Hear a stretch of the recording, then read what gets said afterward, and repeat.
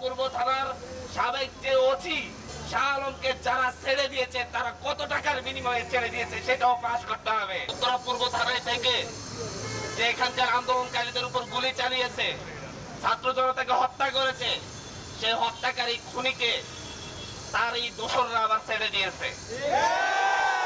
তারা বাংলা সিনেমা পেয়েছে। তারা এমন ভাবে বলছে যে হচ্ছে থানা হেফাজত থেকে একটা খুনের আসামি, গণহত্যার আসামি পালিয়ে যাচ্ছে, মনে হয় যেন এটা একটি বাংলা সিনেমার নাটক। এই নাটক দেখিয়ে এক খুনি আর এক খুনিকে সহযোগিতা করেছে।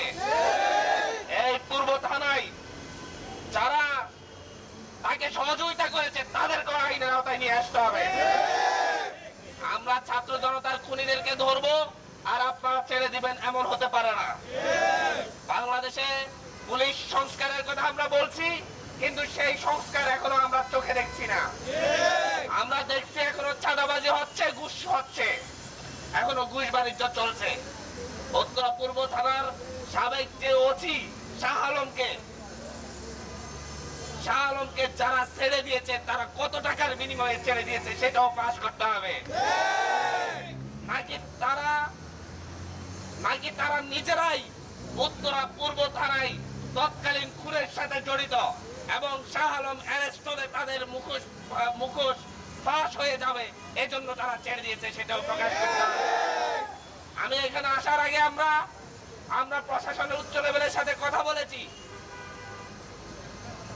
আমরা স্বরাষ্ট্র উপদেষ্টার সাথে কথা বলেছি, আইজিপির সাথে কথা বলেছি। উনি বলেছেন অতি দ্রুত ওনারা শাহ আলমকে আবার গ্রেফতার করবেন এবং তাকে পালিয়ে যেতে যারা সহযোগিতা করেছে তাদেরকে আইনের আওতায় আনবেন।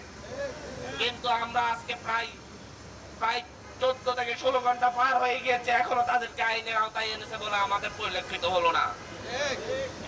এরকম খুনিদেরকে যারা পার পেয়ে যেতে সহযোগিতা করবে তাদের ব্যাপারে আমাদের জিরো টলারেন্স। আমরা সবাই এর বিরুদ্ধে প্রতিবাদ এবং প্রতিরোধ করে তুলব। আমাদের এই লড়াইটা আমাদের জন্য আরো কঠিন করে তোলা হচ্ছে।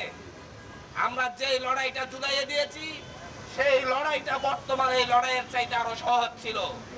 তৎকালীন আমাদের শত্রুগুলা প্রকাশ্য ছিল, এখন এই দেশের শত্রু, এই দেশের মানুষের শত্রু, এগুলো অপ্রকাশ্য, আমাদের মধ্যে থেকেই আমাদের ক্ষতি করছে। আমরা এই সকল দেশের শত্রুগুলাকে, খুনিগুলাকে এদের মুখোশ উন্মোচন করে জাতির সামনে প্রকাশ করতে চাই। আমরা আমাদের এই লড়াইয়ের জন্য আরো বছর বছর ধরে আমরা এই লড়াইয়ের জন্য প্রস্তুত।